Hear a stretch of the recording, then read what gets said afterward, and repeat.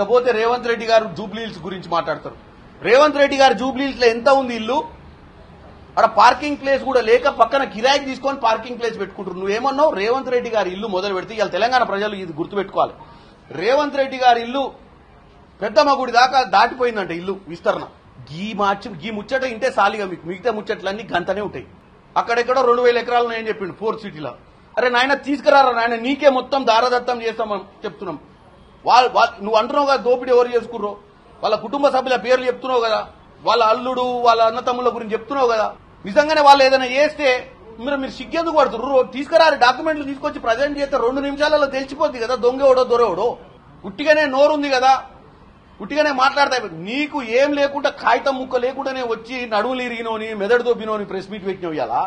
నిజంగానే వాళ్ళు దొంగతనం చేసి ఉంటే, వాళ్ళు లేకపోతే 2000 ఎకరాలు సంపాదించుంటే, వాళ్ళు ఏమన్నా మోసం చేసి ఉంటే, వాళ్ళు ఏమన్నా జూబ్లీస్ లో ఇల్లు ఇంకో 50 ప్లాట్లు కొని ఇల్లును ఒక కోట లెక్క తయారు చేసి ఉంటే నువ్వు నిద్రపోతావు. నువ్వు కాగితాలు లేకుండా ప్రెస్ మీట్ లో కూర్చుంటావా? ఏంద్రా అంటే పిట్ట కథలు చెప్పాలి, తొడలు కొట్టుకోవాలి, ఇంటికి పోయి పండుకోవాలి. మళ్ళా 2 రోజులు కాగానే ఏదైనా ముచ్చట చెప్పడానికి మళ్ళా బయటికి రావాలి. పగటి కళ్ళాలు గనాలే ముఖ్యమంత్రి అయితే అని భావం తోయాలి, చెల్లెని బయటికి రేయాలి, నువ్వు ఒక్కనే ముఖ్యమంత్రి అయితే అని పిచ్చి ఆలోచనతో రోజు తొడలు కొట్టి పండుకోవాలి, రాత్రి ఏదైనా ముక్కలు ఇవ్వడని చెప్పగానే 4 రాసుకొని రావాలి, దడదడలు ఆడించాలన్న ఒక పిచ్చి ఆలోచన తప్ప నీకేమైనా ఉందా కామన్ సెన్స్? నేను ఛాలెంజ్ చేస్తున్నా, రేపు చెప్పు ఆయన ఇల్లు ఎంత పొడుగుందో, ఎన్ని గజాలలో ఉందో రేవంత్ రెడ్డి గారి ఇల్లు. మీ అయ్య కట్టినటువంటి ప్రగతి భవన్ ని ప్రజాభవన్ చేసి అందులో ఉండొద్దు ప్రజలకి అంకితమని అక్కడ ఆయన ఉండకుండా వచ్చి ఆయన సొంత ఇంట్లో ఉంటుండు. మీ నాయన ఫామ్ హౌస్ ఎక్కడుంది, ఆయన గృహం ఎక్కడుంది? సంవత్సరంన్నర పాలన ఏ మంత్రి, ఏ ముఖ్యమంత్రి, మా ముఖ్యమంత్రి, ఏ మంత్రి, ఏ ఎమ్మెల్యే కూడా ఒక్కరోజు కూడా చుట్టి తీసుకోలే. ఈ రోజు వరకు అపోజిషన్ అయిన మీ నాయన మన్నొచ్చి ఏకపాత్రాభినయం చేసిపోయింది వరంగల్. అది కూడా మీరేదో ప్రెజర్ పెట్టినట్టు రానాయన, లేకపోతే అందరు మర్చిపోతారు, రానాయన లేకపోతే మర్చిపోతారు, నీకు అవసరమైతే 10 లక్షల మందిని తెస్తాం, 20 లక్షల మందిని తెస్తామని చెప్తే జనమంతా వచ్చి ఏదో పిసుకుతాడు అని చూస్తే ఏం లేదు.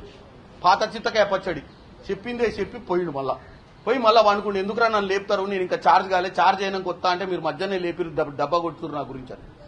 నేను ఒక్కటే చెప్తున్నా, ఈరోజు తెలంగాణ ప్రజల మీద కాంగ్రెస్ పార్టీ రేవంత్ రెడ్డి గారి ప్రభుత్వానికి చిత్తశుద్ది ఉంది. రాష్ట్రం ఏ పరిస్థితిలో ఉన్నా మీరిచ్చిన 5 ఏళ్ల సమయంలో ఇచ్చిన వాగ్దానాలు నెరవేర్చడమే కాకుండా రాష్ట్రాన్ని ఆర్థికంగా గాడిలో పెట్టే ప్రయత్నం చేస్తారని చెప్పి తెలియజేస్తున్నా. ఇకపోతే రేవంత్ రెడ్డి గారు జూబ్లీ హిల్స్ గురించి మాట్లాడతారు.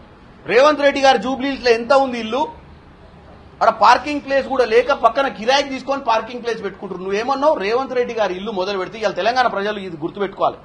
రేవంత్ రెడ్డి గారి ఇల్లు పెద్దమ్మ గుడి దాకా దాటిపోయిందంట ఇల్లు విస్తరణ. గీ ముచ్చట ఇంటే సాలిగా మీకు మిగతా ముచ్చట్లన్నీ గంతనే ఉంటాయి. అక్కడెక్కడో 2000 ఎకరాలు నేను చెప్పిండు ఫోర్త్ సిటీలో.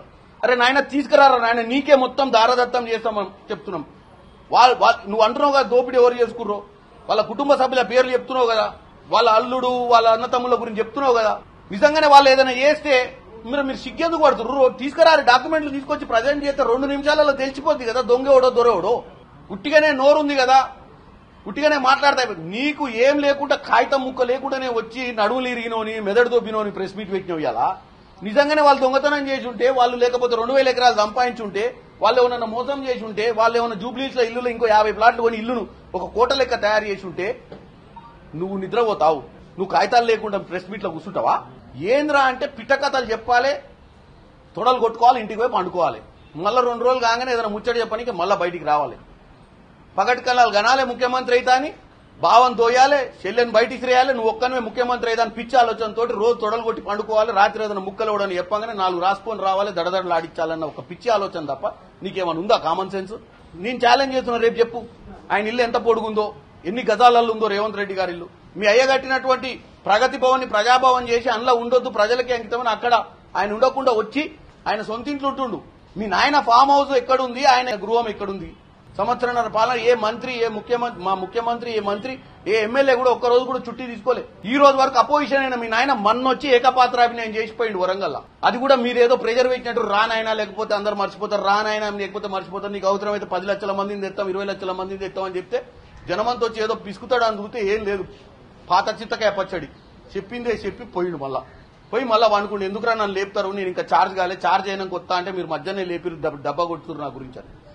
నేను ఒక్కటే చెప్తున్నా, ఈరోజు తెలంగాణ ప్రజల మీద కాంగ్రెస్ పార్టీ రేవంత్ రెడ్డి గారి ప్రభుత్వానికి చిత్తశుద్ది ఉంది. రాష్ట్రం ఏ పరిస్థితిలో ఉన్నా మీరిచ్చిన 5 ఏళ్ల సమయంలో ఇచ్చిన వాగ్దానాలు నెరవేర్చడమే కాకుండా రాష్ట్రాన్ని ఆర్థికంగా గాడిలో పెట్టే ప్రయత్నం చేస్తారని చెప్పి తెలియజేస్తున్నా.